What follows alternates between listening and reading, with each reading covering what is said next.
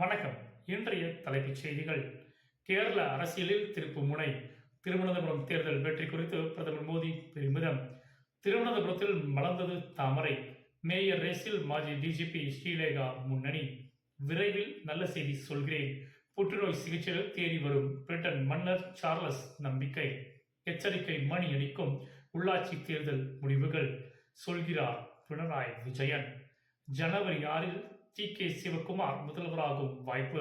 கொளுத்தி போட்ட காங்கிரஸ் எம்எல்ஏ. சவுக்கு சங்கர் கைதுக்கு நயினார் நாகேந்திரன் கண்டனம்.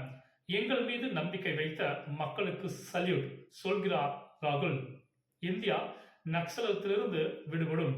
மத்திய அமைச்சர் அமித்ஷா திட்டவட்டம். மத்திய தகவல் ஆணையத்தின் தலைமை கமிஷனராக ராஜ்குமார் கோயல் தேர்வு. வகுப்பு வாரியத்தின் அத்துமீறல்கள் எதிரொலி. முன்னமும் உள்ளாட்சி தேர்தலில் வாகை சூடிய பாஜக. மக்கள் தீர்ப்பை மதிக்க வேண்டும். பாஜகவிற்கு காங்கிரஸ் எம்பி சசி தரூர் வாழ்த்து. செயலில் உறுதி இருந்தால் போர்களில் வெல்ல முடியும். முப்படை தளபதி பேச்சு. RSS நிகழ்ச்சியில் கலந்து கொண்டது ஏன்? விமர்சனத்திற்கு சீமான் பதில். துபாயிலிருந்து சென்னை புறப்பட்ட ஏர் இந்தியா விமானத்தில் கோளாறு. பயணிகள் அவதி. 75 புது முகங்களை வேட்பாளராக களமிறக்க பழனிசாமி திட்டம். நன்றி.